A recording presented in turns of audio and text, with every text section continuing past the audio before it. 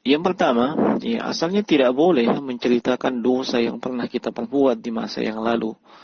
Dalam keadaan dosa tersebut, ya, Allah telah tutupi, tidak ada yang tahu bahwa kita pernah melakukannya. Ya, terlebih lagi kalau maksud dan tujuannya adalah untuk dipamerkan, ya, seolah-olah mengumumkan dan terang-terangan dengan dosanya tersebut. Ya. Nah, dan hendaknya dia bertobat dengan taubatan nasuha, memenuhi syarat-syarat taubat.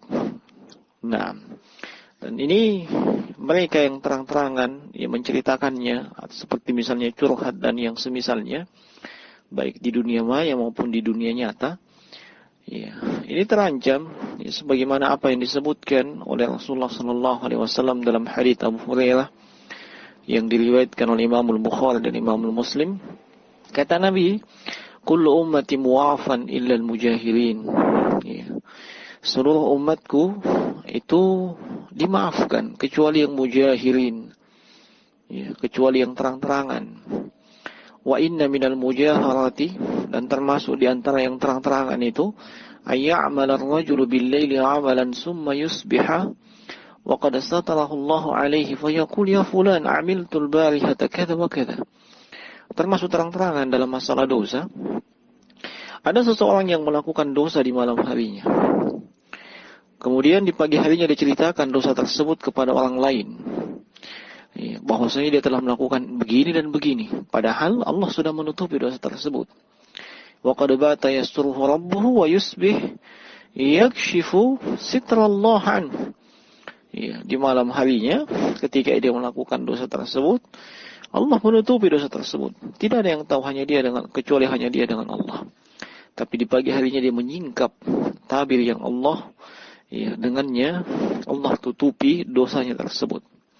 Nah, dan ini maksud daripada hadits yang telah kita sebutkan ini, ya, bahwasanya ya, seluruh umat Nabi Sallallahu Alaihi Wasallam itu umat Islam yang telah menjawab dakwah Nabi, ya, umat dakwah, ya, ketika melakukan dosa dan dia menyembunyikan dosanya, tidak diceritakan karena takut ataupun malu, maka ini diharapkan baginya pemaafan dari Allah Subhanahu Wa Taala serta ampunan pada hari kiamat nantinya.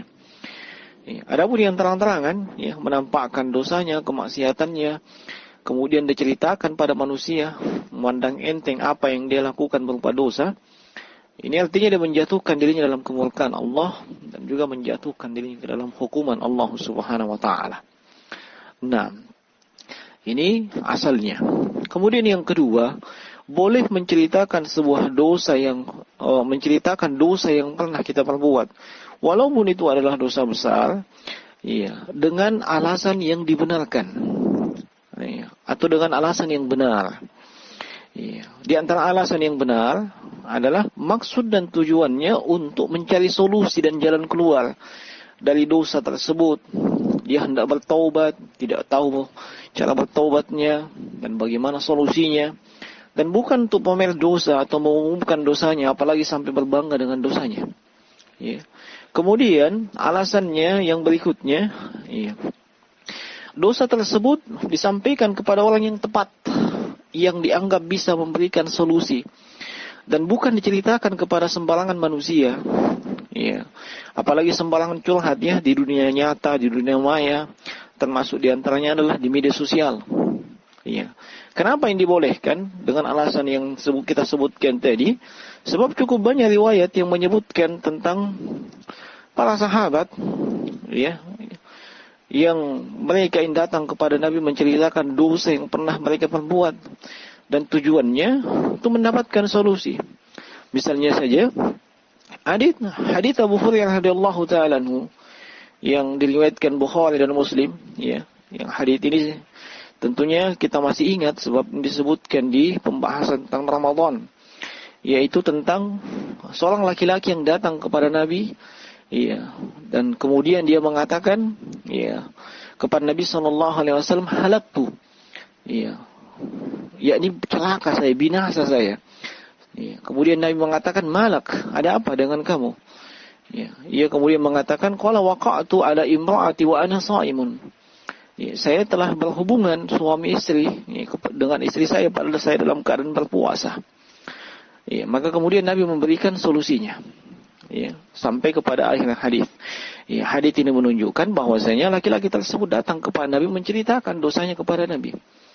Iya, tujuannya untuk mendapatkan solusi. Dan beliau ceritakan kepada Nabi Sallallahu Alaihi Wasallam, bukan kepada sembarangan orang.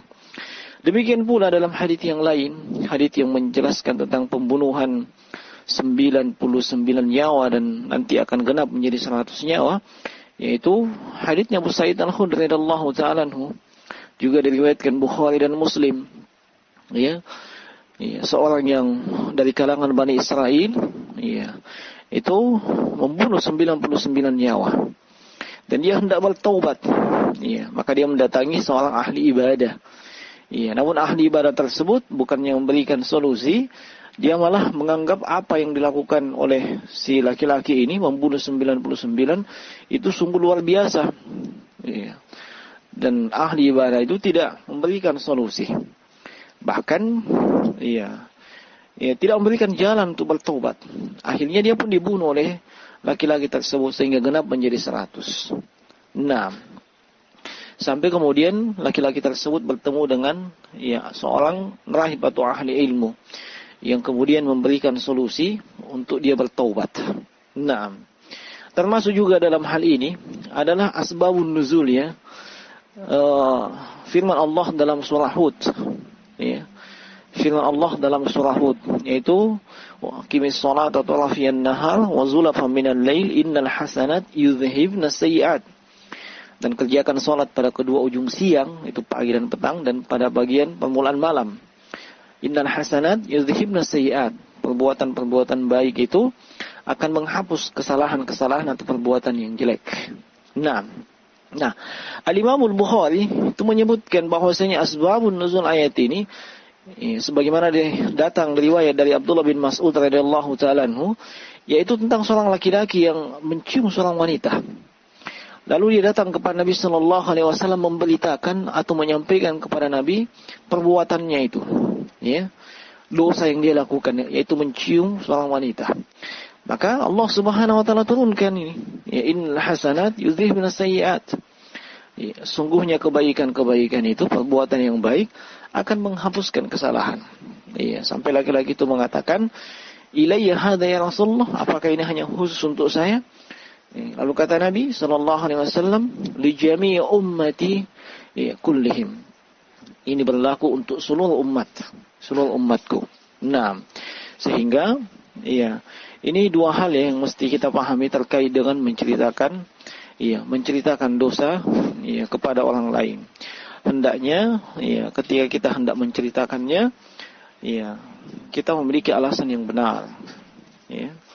Alasan yang benar itu maksud dan tujuannya untuk mendapatkan solusi dan jalan keluar. Nah, dan itu kita tidak sembarangan kepada siapa kita ceritakan.